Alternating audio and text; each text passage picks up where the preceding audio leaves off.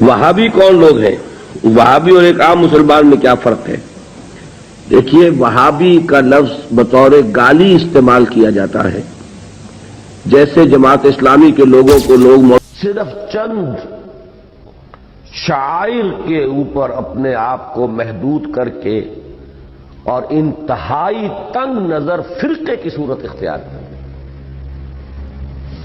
اس وقت بدترین فرقہ پرستی جو ہے وہ اس حلقے میں۔ اسلام کے اندر جتنے بھی فرقے بنائی گئی ہے، ان فرقوں میں سے سب سے بدترین فرقہ جو ہے وہ جماعت اہل حدیث کا ہے۔ تو ناظرین، سوال پیدا ہوتا ہے کہ ڈاکٹر اسرار صاحب نے آخر ایسی بات کیوں کہہ دی؟ تو آج کی ویڈیو میں یہ جان لیتے ہیں۔ سب سے بڑا مرکز دیوبند بنا۔ یہ باتیں پہلے بھی آ چکی ہیں، اب پھر ایک دوسرے اینگل سے آ رہی ہیں۔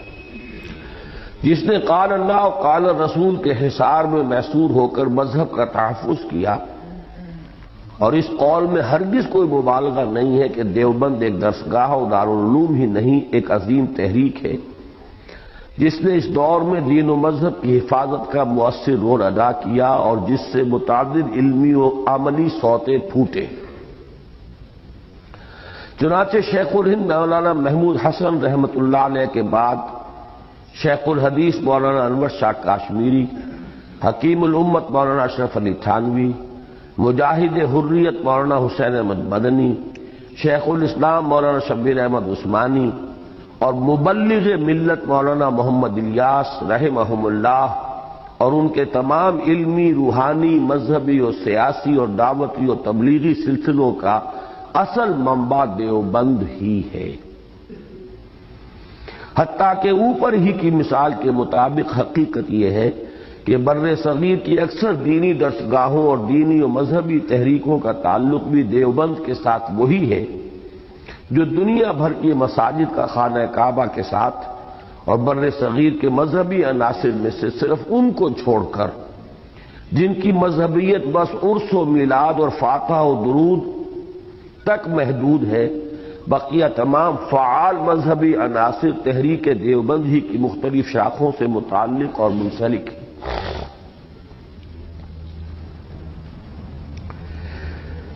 ویسے اس میں تھوڑی سی وضاحت مزید کر دوں میں،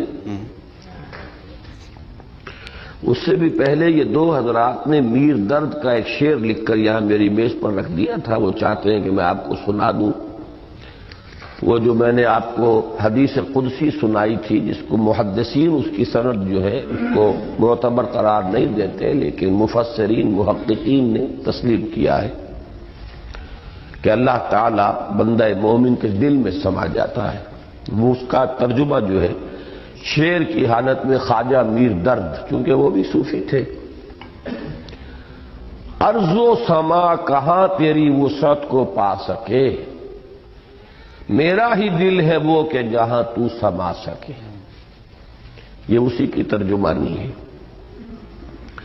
میں یہاں یہ عرض کرنا چاہ رہا تھا کہ اہل حدیث تحریک جو ہے وہ بھی ایک زمانے میں بہت زوردار تحریک کی حیثیت سے رد بدعات، مشرکانہ اوہام ان کی نفی کے لیے اٹھی تھی، لیکن بدقسمتی سے بہت جلد یہ تحریک صرف چند شعائر کے اوپر اپنے آپ کو محدود کر کے اور انتہائی تنگ نظر فرقے کی صورت اختیار کی۔ اس وقت بدترین فرقہ پرستی جو ہے وہ اس حلقے میں۔ ساری بحث رفع یدین سے، آمین بالجہر سے، اللہ اللہ خیر صلی اللہ، اور دو چار ایسے ہی مسائل ہیں، باقی اور چیزوں کے ساتھ کوئی بحث نہیں، کوئی دلچسپی نہیں۔ وہ تو اٹھے تھے اصل میں بدعات کا ابطال کرنے، رسومات کی نفی کرنے، مشرکانہ اوہام کا سد باب کرنے۔ یہ چند مسائل جو ہیں مسلک کے مسائل ہیں، اب سارا زور جو ہے انہی کے اوپر صرف ہوتا ہے لے دے کر۔ اور یہ جو ہے اس وقت میں اپنے دلی احساسات کی ترجمانی کر رہا ہوں کہ فرقہ پرستی جسے کہتے ہیں وہ جو ہے بدترین کیفیت جو ہے وہ اس جماعت کے اندر آ چکی ہے۔ کہلاتی جماعت ہے، جماعت نہیں ہے، فرقہ، بہت سخت فرقہ بن چکا ہے۔ وہابی کون لوگ ہیں؟ وہابی اور ایک عام مسلمان میں کیا فرق ہے؟ دیکھیے، وہابی کا لفظ بطور گالی استعمال کیا جاتا ہے، جیسے جماعت اسلامی کے لوگوں کو لوگ مودودیہ کہہ دیتے ہیں۔ تو اول تو یہ لفظ کسی شکل میں بھی زبان پہ نہیں لانا چاہیے، کبھی استعارتاً کسی شخص کو معین کر کے نہیں کہنا چاہیے کہ وہ وہابی ہے۔ یہ وہ یعنی توہین ہے جس سے کہ اللہ تعالیٰ نے روکا ہے۔ لیکن وہ کون لوگ ہیں جنہیں وہابی کہا جاتا ہے؟ نجد میں آج سے تقریباً 250 سال پہلے ایک شخصیت پیدا ہوئی، محمد ابن عبد الوہاب۔ انہوں نے دین کی خدمت کی، دین کی اصلاح کا کام کیا، جو بھی مسلمانوں میں غلط چیزیں رائج تھیں، مشرکانہ اعتقادات، بدعات، ان کا قلاقبہ کیا اور ایک تحریک شروع کی۔ اس کا پھر معاہدہ ہو گیا آل سعود کے ساتھ کہ آل سعود ایک ابھرتا ہوا قبیلہ تھا یہ، تو ان دونوں کا معاہدہ یہ ہو گیا کہ ہم مل جل کر کام کرتے ہیں، اگر حکومت کو ہم قائم کر لیں تو اس کی حکومت، اس کا انتظام جو ہے دنیاوی وہ آل سعود کے پاس رہے گا، اور اس کے دینی معاملات جو ہیں وہ آل شیخ کہلاتے ہیں، وہ اب شیخ محمد بن عبد الوہاب کے خاندان کے پاس۔ اس طرح یہ سعودی ڈائنیسٹی شروع ہوئی۔ پہلے نجد میں حکومت بنی، پھر انہوں نے حجاز کو بھی فتح کر لیا تو حرمین شریفین بھی انہی کے زیر انتظام آ گئے۔ تو یہ جو ایک سلسلہ چلا ہے، تو اب ان میں محمد ابن عبد الوہاب رحمۃ اللہ علیہ نے جہاں بہت اچھے کام کیے، وہاں ایک پہلو ایسا بھی تھا جس پہ اختلاف پیدا ہوا۔ انہوں نے تصوف پر بڑی شدید تنقیدیں کی، اور اس میں کچھ میں سمجھتا ہوں کہ جیسا ہوتا ہے کوئی جب بھی ریفارمر کھڑا ہوتا ہے، کوئی مصلح، تو جذبات میں آ کر بعض اوقات سخت باتیں بھی کہہ دیتا ہے۔ تو اس طرح کی کچھ باتیں بھی انہوں نے فرمائی ہیں۔ اس کا رد عمل ہندوستان میں خاص طور پر ہوا، اور انگریز نے وہاں پر جو شہیدین کی تحریک تھی، شاہ اسماعیل شہید اور سید احمد بریلوی رحمۃ اللہ علیہ، ان کی جو تحریک تھی، اس کو بدنام کرنے کے لیے یہ کہہ دیا کہ یہ انہی وہابیوں کے پیروکار ہیں، اور ہمارے ہاں بعض علماء نے پھر ان کی مخالفت اسی وجہ سے کی اور فتوے دیے ان کے خلاف۔ تو اب یہ لفظ جو ہمارے ہاں بریلوی مکتب فکر کہلاتا ہے، اس کی سب سے بڑے گالی ہے جو وہ دے دیتا ہے۔ وہ دیوبندیوں کو بھی وہابی کہہ دیں گے، وہ تو اب گالی دینے کی بات ہوئی نا، تو گالی دینی ہے تو دے دو جو چاہے۔ حالانکہ دیوبندی مکتب فکر کے علماء محمد ابن عبد الوہاب کی ہر بات کو نہیں مانتے، بلکہ وہ خود بھی تنقیدیں کرتے ہیں ان پر کہ ان معاملات میں انہوں نے حد اعتدال سے تجاوز کیا ہے۔ میں اس وقت فیصلہ نہیں کر رہا کون سی بات اور صحیح ہے یا نہیں ہے، میں صرف بات آپ کو بتا رہا ہوں کہ دیوبندی علماء کو بھی ان سے کچھ اختلافات ہیں۔ ہاں ہمارے ہاں جو اہل حدیث حضرات ہیں وہ ان کے خیال سے کلیتاً جو ہے وہ متفق ہیں۔ اب ہمارے ہاں کیا ہوتا ہے کہ جس کو بھی بدنام کرنا ہو عوام کی نگاہوں میں اسے کہہ دو وہابی ہے، اس کا ایک لطیفہ بھی بیان ہوتا ہے۔ جبکہ ہندو بھی تھے، اور ہمارے پاکستان میں کوئی کہتے ہیں کہ ایک جگہ پر کوئی بنیا تھا، وہ مولوی صاحب جو تھے وہ اس سے سودا لیتے رہتے تھے قرض پر۔ ایک موقع پہ آ کے بنیے نے کہہ دیا کہ مولوی صاحب اب آپ کو میں سودا مزید نہیں دوں گا، پہلا حساب چکا دیجیے۔ تو انہوں نے واز میں کہہ دیا کہ فلاں شخص سے شنکر لال سے اب سودا نہ لو مسلمانوں، وہ وہابی ہو گیا۔ لوگوں نے اس کا بائیکاٹ کر دیا تو اس نے ہاتھ جوڑ دیا آ کر۔ تو وہابی اس معنی میں اب گالی کے طور پر لفظ استعمال ہو رہا ہے۔ اللہ تعالیٰ مجھے اور آپ کو اس سے بچائے۔ سفارش کے سلسلے میں سوال ہے کہ جو ایصال ثواب کا سلسلہ ہے، والدین مرحومین کے سلسلے میں خصوصاً اس کی کیا صورت ہے، کیا طریقے ممکن ہیں اور شرعی طور پر کس حد تک ثابت ہے؟ دیکھیے، ایصال ثواب کے ضمن میں دو رائے ہیں ہمارے ہاں۔ اکثریت جو بھی ہمارے ہاں سنی علماء ہیں، دیوبندی بھی بریلوی بھی، وہ اس کے قائل ہیں کہ ایصال ثواب ہوتا ہے مالی عبادت کا بھی اور بدنی عبادت کا بھی۔ بدنی عبادت یہ کہ آپ نے نفل پڑھے، اور کہا کہ اللہ ان نوافل کا ثواب میرے والد مرحوم کو، والدہ مرحومہ کو یا کسی اور کو پہنچا دے۔ یہ ان کا موقف ہے اور وہ مانتے ہیں۔ خیرات کریں اور خیرات کا کہیں، کسی کی بیوہ کی مدد کریں اور کہیں کہ اس کا ثواب اس کو اللہ تعالیٰ ان کو پہنچا دے۔ ایک موقف یہ ہے، وہ زیادہ تر ہمارے ہاں جو اہل حدیث حضرات ہیں ان کا موقف ہے، تو میں اگرچہ اس معنی میں کہ میں اہل حدیث مسلک سے متعلق نہیں ہوں، لیکن یہ اس معاملے میں میری رائے وہی ہے، وہ یہ ہے کہ بدنی عبادت کا ایصال نہیں ہے، مالی عبادت کا ہے۔ مالی عبادت آپ نے خیرات کی ہے، صدقہ دیا ہے، کسی غریب کی مدد کی ہے، مسکین کی مدد کی ہے، بیوہ کی مدد کی ہے، یتیم کی مدد کی ہے، کسی مقروض کی مدد کی ہے، مال خرچ ہوا ہو تو اس کی جگہ پر جو ہے آپ اپنا ایصال ثواب اس کا کر سکتے ہیں، بدنی عبادت کا نہیں۔ واللہ عالم۔ اب اس میں یہ کہ آپ جس پر چاہیں عمل کر لیں، لیکن یہ جو ہم کرتے ہیں اس کے لیے محفلیں منعقد کرنا اور قرآن خوانیاں ہوں، یہ سب بدعات ہے۔ جو بھی ہوگا انفرادی طور پر ہوگا، اجتماعی کسی شے کا ثبوت موجود نہیں ہے ہمارے پاس۔ اس کے لیے جمع ہونا ہے اور پھر کھانا پینا بھی ہے اور ایک تقریب بن گئی ہے اور وہ ایصال ثواب کے لیے ہے، یہ ساری چیزیں، اور بچوں کو بلایا جا رہا ہے، قرآن پڑھوا رہے ہیں، انہیں پیسے دے رہے ہیں، اور وہ قرآن بھی کیا پڑھتے ہیں، وہ دو ورق جو ہے الٹتے ہیں، وہ پیسے پڑھنے لینے کے لیے تو آئے ہوتے ہیں بیچارے، نہ انہیں سمجھ، یا یہ کہ اچھا بھائی تم ادھر بیٹھ جاؤ، یہ صفحہ تم پڑھ دو، یہ صفحہ میں پڑھ دیتا ہوں۔ کیا حماقتیں ہیں ایسے مذاق میں تو سمجھتا ہوں دین کا اور قرآن کے ساتھ تمسخر ہے جو ہوتا ہے، یہ سب بدعات ہے۔ البتہ ذاتی سطح پر آپ نے قرآن پڑھا، اب صبح کے وقت تلاوت کی، اس کا ثواب کسی کو پہنچا دیا، تو جو پہلا مسلک ہے اس کی روح سے جائز ہے۔ میرے نزدیک قرآن پڑھنے سے، نماز سے، نفل سے، اس سے نہیں، البتہ مالی جو بھی خیرات ہیں، صدقات ہیں، تو اس کا ایصال ثواب ہو سکتا ہے۔ اولاد اگر نیک ہے تو وہ خود صدقہ جاریہ بن جاتے ہیں والدین کے لیے، بشرطے کہ والدین نے ان کی تربیت کی کوشش کی ہو۔ اگر کسی کافر کا بیٹا مسلمان ہو گیا ہے تو اس کافر کو تو اولاد سے کچھ نہیں پہنچے گا، لیکن کوئی شخص مسلمان تھا، اس نے اپنی اولاد کی تربیت بھی اچھے طریقے پر کی ہے۔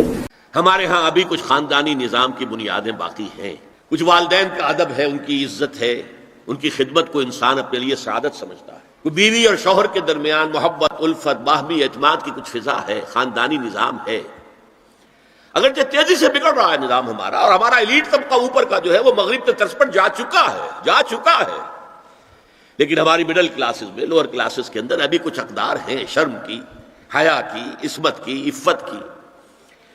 آپ پورا زوردار طریقے پر مہم چلا رہے ہیں کہ مسلمان ممالک سے بھی یہ ساری اقدار ختم کر دی جائے، کہ یہ مغرب یہودیوں کی سازش کے تحت اور امریکہ کی عظیم قوت کو استعمال کرتے ہوئے، سول سپریم پاور آن ارتھ، آج یہ ہمارے گرد گھیرا تنگ کرتے چلے آ رہے ہیں کہ ہمارا معاشرتی نظام بھی تلپٹ ہو جائے، درہم برہم ہو جائے، ہماری اقدار بھی ختم ہو جائیں، ہمارے ہاں بھی عورت اور مرد بالکل برابر ہونے کے مدعی ہو کر میدان میں آ جائیں، عورت مرد بن جائے، مرد عورت بن جائے، مردوں کی شادیاں ہو جائیں کہ ایک مرد شوہر اور ایک مرد بیوی اور رجسٹر ہو جائے شادی، لیسبینز کی شادیاں ہو جائیں کہ ایک عورت شوہر، ایک عورت بیوی اور رجسٹر ہو جائے شادی۔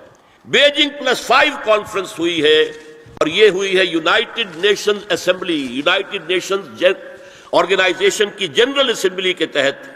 لیکن اس وقت میں صرف آپ کو یہ بتا رہا ہوں کیا فیصلے تھے، کیا کرنا ہے۔ پریپریٹری ڈاکومنٹ میں نمبر 1، ہومو سیکسولیٹی کو نارمل سیکسول اورینٹیشن قرار دیا جائے، کوئی جرم نہیں ہے۔ ہومو سیکسول میرجز کو تسلیم کیا جائے، جو اب تسلیم ہو رہا ہے۔ یورپ کی کئی ریاستوں میں رجسٹریشن شروع ہو چکی ہے، امریکہ کی، یورپ میں تو پہلے سے ہے، اسکینڈینیوین ملکوں میں پہلے سے موجود ہے، اور بالکل ڈکلیئر کرتے ہیں، پادری ڈکلیئر کرتا ہے، میں گئے ہوں، سینیٹر ڈکلیئر۔ لیکن یہ کہ عیسائی بھی مانتے ہیں، یہودی بھی مانتے ہیں کہ ہم نے مسیح کو سولی دے دی۔ عیسائیوں کے عقیدے میں ان کا انتقال سولی پر ہوا، پھر دوبارہ زندہ ہو کر آسمان پر اٹھائے گئے۔ یہ تو ہم جانتے ہیں کہ حقیقت یہ ہے، وما قتلوہ وما صلبوہ ولکن شبہ لہم، ایک ایسے ہی ان کے لیے شبہ کی صورت پیدا کر دی گئی۔ وما قتلوہ، یقینا ہرگز قتل نہیں کیا، بل رفعہ اللہ الیہ، اللہ نے انہیں اپنی طرف اٹھا لیا۔ بہرحال انہوں نے ابھی حال ہی میں پوپ سے بھی ایک فتویٰ حاصل کر لیا ہے کہ یہودیوں پر جرم نہیں ہے، الزام نہیں ہے مسیح کو سولی دینے کا۔ تاریخ بدل گئی، جو 1900 برس تک ایک تاریخ چلی آ رہی تھی، بیک جنبش قلم پوپ صاحب نے انہیں اس ذمہ داری سے بری۔ اور آپ نے دیکھا ہوگا حال ہی میں اسحاق ریبین جب یہ واشنگٹن سے واپس آ رہا تھا، جب کچھ وقفہ پڑ گیا تھا، جو مصالحت کی گفتگو ہو رہی تھی پی ایل او کے ساتھ، تو واشنگٹن سے واپس آتے ہوئے پوپ سے مل کر آیا ہے۔ اب ویٹیکان نے تسلیم کر لیا ہے اسرائیل کو، اب سفارت خانہ ویٹیکان کا یروشلم میں کھلنے والا ہے۔ میری اس پوری گفتگو کا حاصل کیا ہے؟ انہوں نے 3 pronged اٹیک کے ذریعے سے یورپ کو اور یورپ کے ساتھ اب امریکہ، ان دونوں کو اپنے شکنجے میں کش لیا ہے، فتح کر چکے ہیں۔ یہ وہ بات تھی جو علامہ اقبال اس صدی کے آغاز میں دیکھ آئے تھے، فرنگ کی رگے جہاں پنجے یہود میں ہے۔ وہ تو صرف ایک قوم تھی، جرمن قوم، جسے کچھ عرصے کے بعد احساس ہو گیا کہ یہودی کس شے کا نام ہے۔ نتیجتاً یہودیوں کے قول کے مطابق 60 لاکھ یہودیوں کو اس نے قتل کیا ہے۔ لیکن اس کے علاوہ، جس کو آج کل ویسٹ کہا جاتا ہے، وائٹ اینگلو سیکسن پروٹیسٹنٹس، ان کے اوپر مکمل تسلط ہے یہودیوں کا۔ وہ یہودیوں کے اعلی کار بنے ہوئے ہیں، سود کے ذریعے سے مالیاتی شکنجے میں جکڑا ہوا ہے۔ فیڈرل ریزرو فنڈ جتنا بھی امریکہ کا ہے، یہ سرکاری بینک نہیں ہے، یہودیوں کے نجی ادارے ہیں۔ اور دنیا کی سب سے بڑی مقروض حکومت جو ہے وہ امریکہ کی ہے، یہودی قرض خواہ ہے، اور امریکہ کی حکومت ان کی مقروض ہے۔